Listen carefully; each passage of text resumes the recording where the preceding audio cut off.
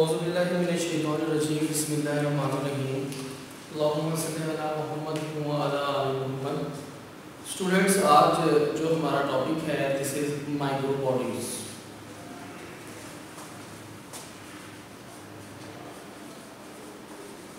In case of the micro bodies, the scientist who discovered the micro bodies was D. Debye and his co-workers.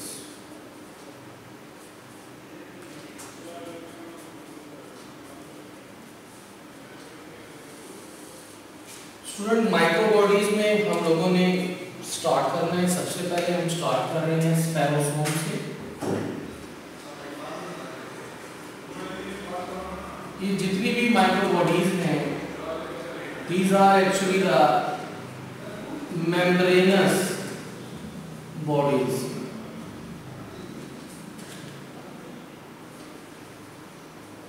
And in case of the membranous bodies, these are single membrane bodies. इससे पहले आप लोगों ने study किया था double membrane structure को। Double membrane structure में आपने माइटोकॉन्ड्रिया को स्टडी किया था, न्यूक्लियस को स्टडी किया था, प्लास्टेड्स में क्लोरोप्लास्ट को स्टडी किया था। These all bodies are single membrane bonded structure. Spherosomes actually these are the analogous structure containing hydrolytic enzymes. Students, in case of the MCQ हम लोग कह रहे होते हैं कि प्लांट्स में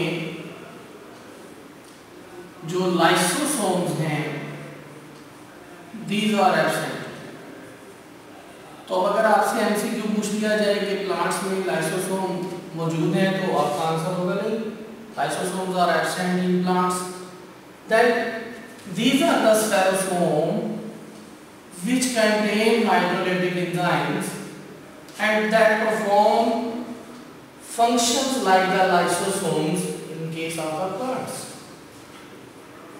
तो नंबर वन जो बॉडी है, माइक्रो बॉडी है प्लांट्स के पास, these are the spherosome. Plants have not the lysosome. Plants के पास लाइसोसोम्स नहीं होते, प्लांट्स के पास लाइसोसोम एब्सेंट है और सेम फंक्शन परफॉर्म कर रहे हैं स्पेरोसोम, यानी हाइड्रोलिटिक एंजाइम्स हैं। तो क्या कर रहे होंगे? कैटाबोलिज्म कर रहे होंगे, कैटाबॉलिक एक्टिविटीज परफॉर्म कर रहे हैं in case of plants.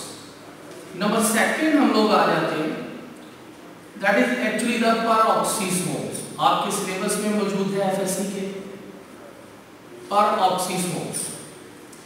In case of the peroxisomes, these are present in plants as well as in animals, and also some lower plants, microorganisms also have peroxisomes. अब अमूमन UHS में एक question आता है कि which organelle is present both in plants and animals, then you will say that this is the peroxisome which is present both in plants as well as in animals. तो हम discuss करेंगे peroxisomes के बारे में। जैसा कि आप peroxisome को देख रहे हो, peroxisome का जो वर्ड है इस ऑर्गेनल का, आप देखें इसे peroxisome इसलिए कहा जा रहा है कि this is involved in the hydrogen peroxide formation as well as decomposition.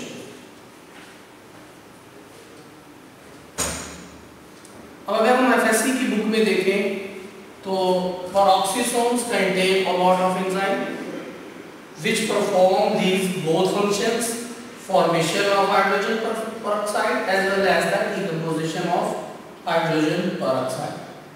अब peroxisomes के पास कौन से एंजाइम्स हैं? स्टूडेंट्स, सबसे पहले हम लोग राइट कर रहे हैं this is the catalase. peroxisome है कैटालेज। कैटालेज के बाद glycolic acid oxidase, glycolic acid oxidase के बाद कौन सा एंजाइम के पास होता है? पहला हो गया catalase, then glycolic acid oxidase. These are the enzymes which are present in peroxisomes. Same like that, peroxidase enzyme जो है इनके पास मौजूद होते हैं. Now what is the role of this peroxisome in case of the plants?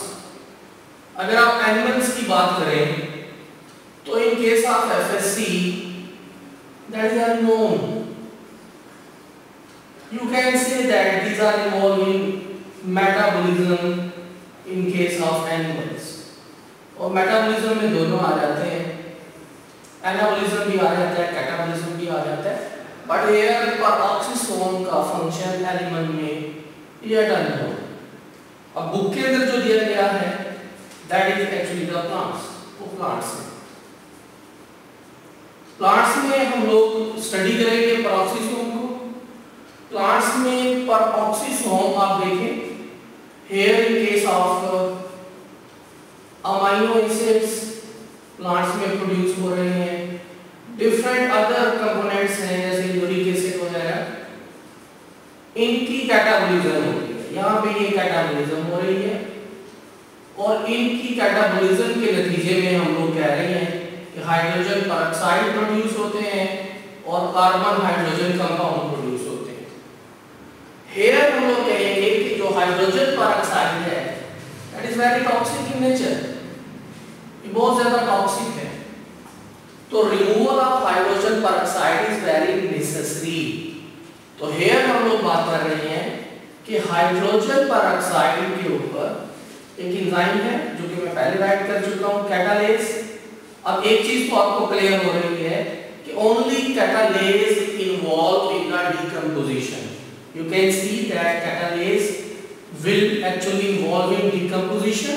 What will be formed? Water as well as oxygen will produce. ये दोनों चीजें produce हो रही हैं. अब यहाँ पे जो कार्बन हाइड्रोजन कंपाउंड थे ऑब्वियसली वो भी डिकम्पोज हो रही हैं, उनकी भी डिकम्पोजिशन हो रही है, वो भी कैटाबॉलिज्म में जा रही हैं. अब आप देख सकते हैं कैटालेज ने क्या चीज प्रोड्यूस किया? Water and the oxygen. You know very well that आपने चैप्टर नंबर 11 में पढ़ा था फोटो रेस्पिरेशन.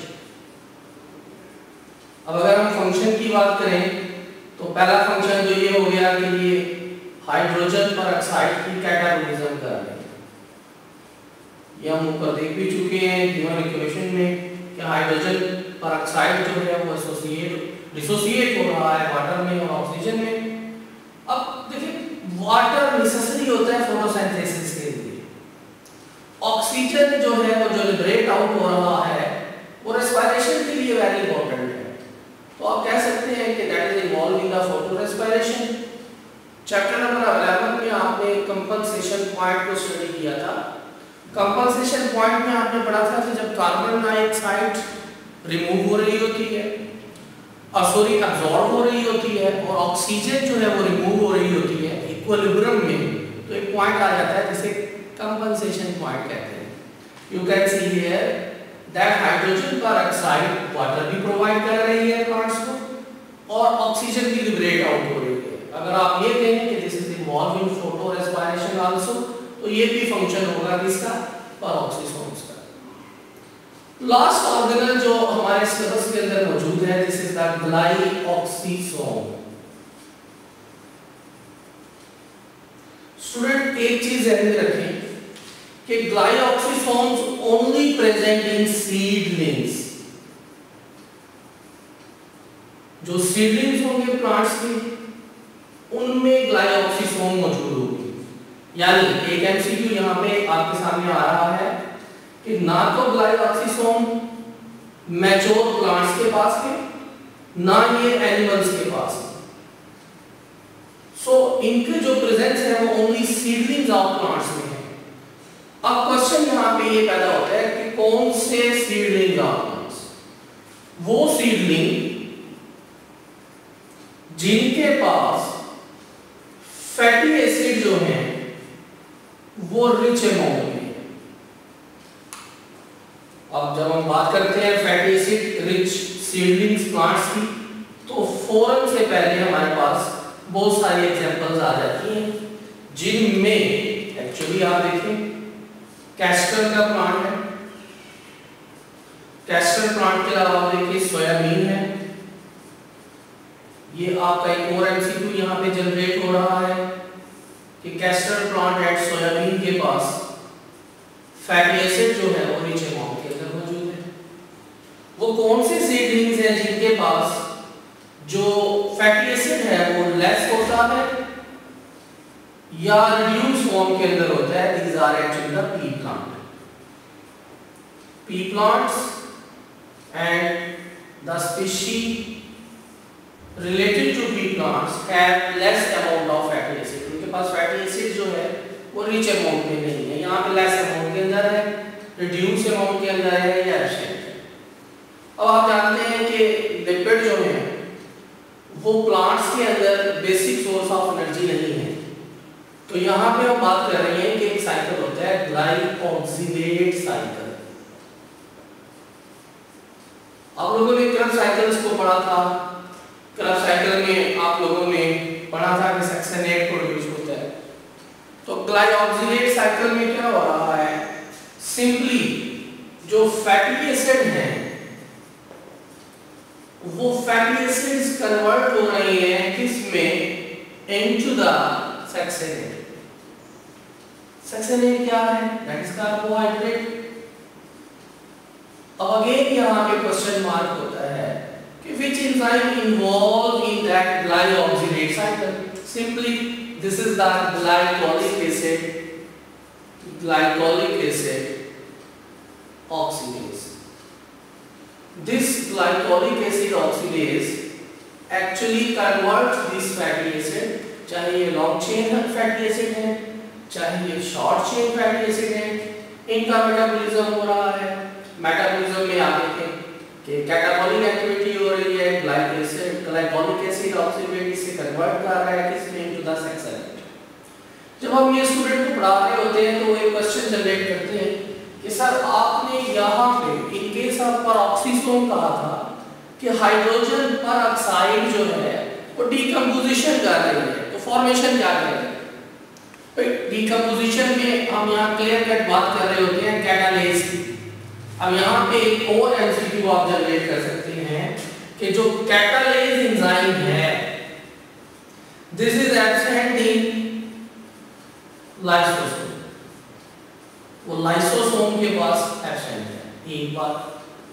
दूसरा कि कैटाबॉलिक एक्टिविटी में कैटालेज इन्वॉल्व है in case of hydrogen peroxide, but formation में तमाम के तमाम एंजाइम जिनमें परऑक्सीसोम ऑक्सीडेज हो गया, जिसमें ग्लाइकोलिक एसिड ऑक्सीडेज हो गया एंड अदर एंजाइम, ये तमाम एंजाइम्स ओनली परऑक्सीडेज नहीं, तमाम एंजाइम्स इन्वॉल्व होते हैं हाइड्रोजन परऑक्साइड की फॉर्मेशन में। उसका हम जिक्र नहीं कर रहे, मैं आपको ऐड करवा रहा हूं कि अगर फॉर्मेशन की बात आएगी तो कैटालेज नहीं आएगा, लेकिन अगर डीकंपोजिशन की बात आएगी तो कैटालेज आएगा। तो यहाँ पे आप देखो मैंने जस्ट एक एंजाइम लिखा है, सारे एंजाइम नहीं लिख रहा। मैं नहीं कह रहा कि कैटालेज होगा, परऑक्सीडेज होगा, मैं जस्ट किसी मेंशन कर रहा हूँ ग्लाइकोलिक एसिड ऑक्सीडेज को कि they will convert fatty acid into carbohydrate सक्सेनेट। और फर्दर एक क्वेश्चन आता है कि सर जब प्लांट्स मैच्योर हो जाते हैं सीडलिंग से तो ग्लाइकोक्सिसोम्स जो हैं वो प्लांट की बॉडी के अंदर नजर नहीं आते। तो सिंपल आप यहाँ पे इसे भी एमसीक्यू बना सकते हैं। दो बातें होती हैं।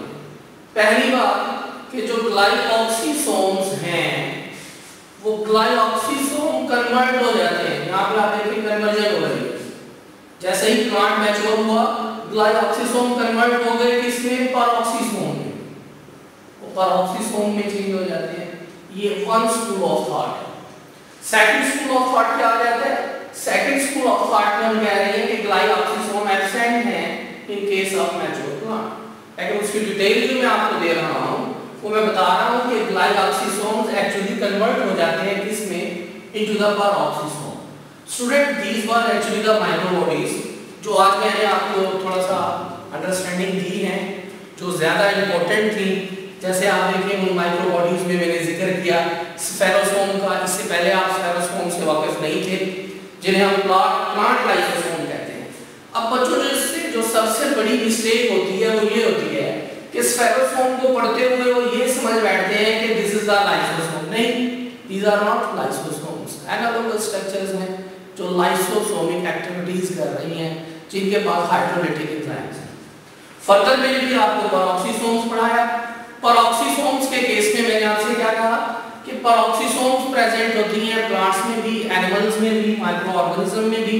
उसके साथ ही मैंने यहाँ पे एमसीक्यू जनरेट कराया था आपसे कि ये सिंगल ऑर्गेनल है जो प्लांट में भी मौजूद है और एनिमल में भी मौजूद है। ये आपका एमसीक्यू आ जाता है। उसके बाद फिर हम पेरोक्सीसोम की डिटेल में गए। यहाँ पे हमने जिक्र किया कि प्लांट्स में amino acid, uric acid produce हो रहे हैं, कैटाबॉलिक एक्टिविटी होती है, हाइड्रोजन पेरोक्साइड प्रोड्यूस होता है, कार्बोहाइड्रोजन कंपाउंड प्रोड्यूस होते हैं। These are very toxic.